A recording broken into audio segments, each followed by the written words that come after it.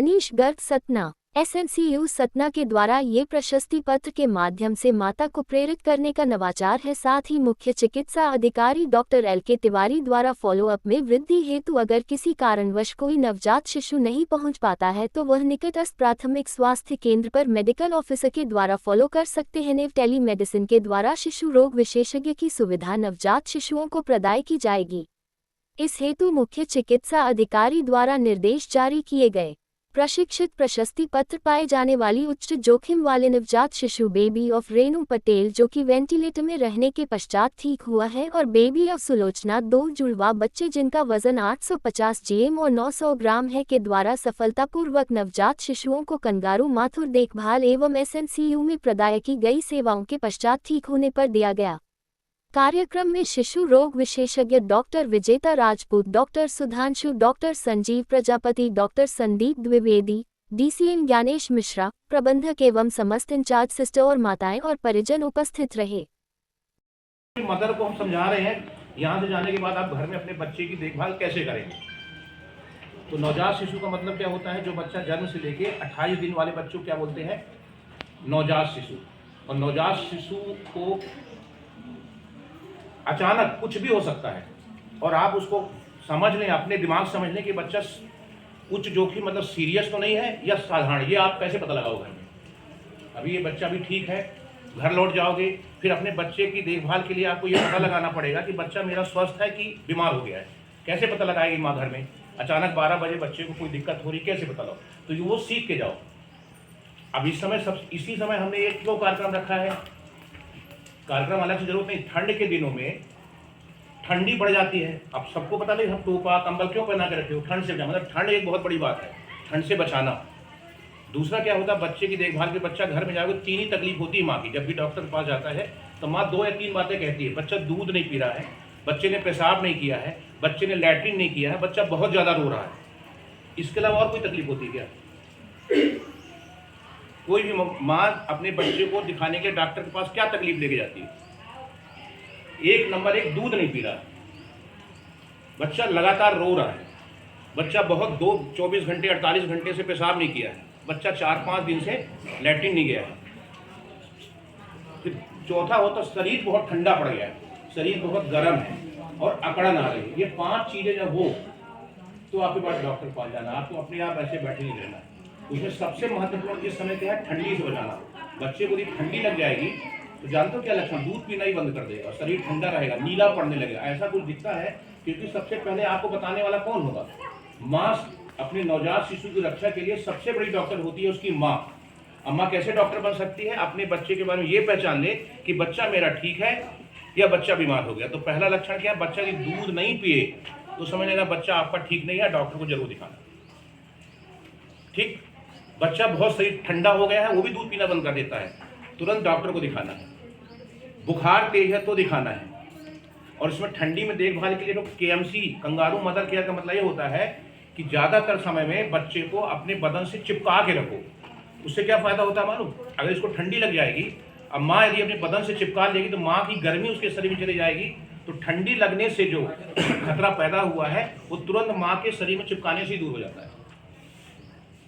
ठीक, तो क्या क्या करना है आपको, यहाँ से जाने के बाद 1 महीने तक के बच्चे को, 28 दिन के बच्चे को कैसे पता लगाओगे कि बच्चा बीमार है कि नहीं है। तो लगातार रोए तो बच्चे के पास चल, बल्कि बच्चा बिल्कुल ना रोए और सुस्त रहे तो समझ लेना गंभीर बीमार है। रोता रहे तो ज़्यादा गंभीरता नहीं, डॉक्टर को तो दोनों स्थिति में दिखाना है। बहुत ज़्यादा रोए तब भी दिखाना है और बिल्कुल सुस्त हो जाए नहीं रोए तो भी दिखाना है। लेकिन ज़्यादा सीरियस बात क्या है, बच्चा बिल्कुल न रोना, सुस्त हो जाना, बहुत सीरियस बात होती है। तो ये बात माँ को पता नहीं तो माँ तो किसी के पास जाएगी पूछने, फिर हमारे विभाग के लोग ट्रेंड है, वो फिर आपको उचित सलाह दे करके कहीं ले जाएंगे।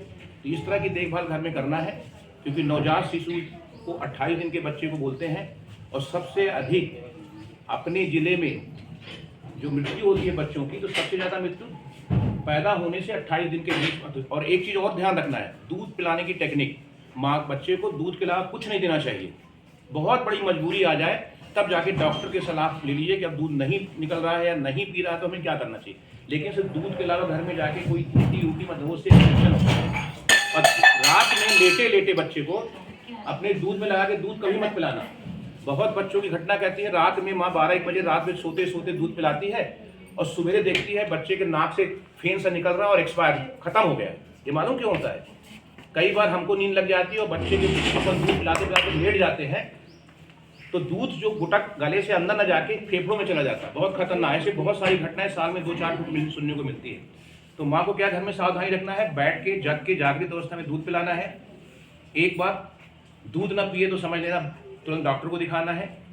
शरीर बहुत ठंडा पड़ जाए तुरंत बदन में लगाना है, फिर डॉक्टर को दिखाना है। इन सब बातों का ध्यान रखोगे तो 28 दिन तक बच्चा भी सुरक्षित रहेगा, क्योंकि 28 दिन के बच्चे को बहुत खतरा होता है और इस मौसम में तो खतरा दुगना बढ़ जाता है। ये सब बातें बच्चे की माँ ध्यान से सुनी होंगी, इसको ध्यान रखना है, जिससे आपका बच्चा जो है अपना 28 दिन का जो पीरियड है बहुत अच्छी तरह से पार कर ले, तो पहला साल बहुत अच्छी तरह से आ जाएगा। ठीक है। संबंधित जो भी बच्चों के देखभाल से संबंधित जानकारियां है वो माँओं तक, उनके परिजनों तक पहुंचाना, जिससे कि नवजात शिशु जो है वो सुरक्षित रहे, स्वस्थ रहे, चाहे संस्था में हो चाहे समुदाय में हो। इसी के परिप्रेक्ष्य में आज जो एक जागरूकता कार्यक्रम जिला चिकित्सालय सतना में हम लोग यहाँ आयोजित कर रहे हैं, जिसमें जो है इसकी अध्यक्षता CMHO के द्वारा की जा रही है। सर आपका बहुत बहुत वेलकम। साथ ही सिविल सर्जन सर हैं हमारे साथ में, प्रबंधक सर है, शिशु रोग विशेषज्ञ डॉक्टर सुधांशु है, DCM सर है, हमारी PICU वार्ड की सिस्टर, बच्चा वार्ड की sister, labour room, postnatal ward और वो सभी वार्ड जहाँ पर नवजात शिशु से ये चीज़ें संबंधित होती है, साथ में NRC, इन सब के सिस्टर इंचार्जेस भी है और आप माएँ भी हैं। इसमें कुछ ऐसी माएँ हमारे साथ में हैं जो बहुत दिन से आपके बच्चे यहाँ पर एडमिट हैं, तो लगातार हम लोग आपके साथ में बच्चों से देखभाल से संबंधित बातें करते हैं, कुछ ज्ञान भी आप लोगों को देते हैं और कुछ ऐसी माएँ भी हैं जिन्होंने बहुत अच्छी मेहनत करके अपने बच्चों को जोखिम वाले बच्चों को, उच्च जोखिम वाले बच्चे, उनको वो बाहर लाने में बहुत मदद की है। जैसे एक रेनू है, इनका बच्चा सर वेंटिलेटर से बाहर आया है, 20 दिन बच्चा एडमिट रहा है। ऐसे कुछ 1-1 किलो के बच्चे भी हैं सर, जो कि ये मदर्स के केयर से और अपने यूनिट के केयर से ये बच्चे यहाँ तक पहुँचे हैं। कुछ दिन के बाद इन बच्चों की इस वार्ड में जब हम रखेंगे, कुछ दिन के बाद में जब बच्चे यहाँ पर स्थिर रहेंगे तो आप लोग घर जाएंगे और घर जाने के बाद में आपको जो जो बातें यहाँ पर हम लोग बता रहे हैं उसका आपको जो है इस्तेमाल घर पर भी करना है। उससे संबंधित कुछ और चीज़ों के लिए मैं डॉक्टर सुधांशु गर्ग को बोलूँगी कि वो थोड़ा सा आपको कुछ जानकारियाँ इसके बारे में साझा करें। बेसिक चीज़ें बताएं।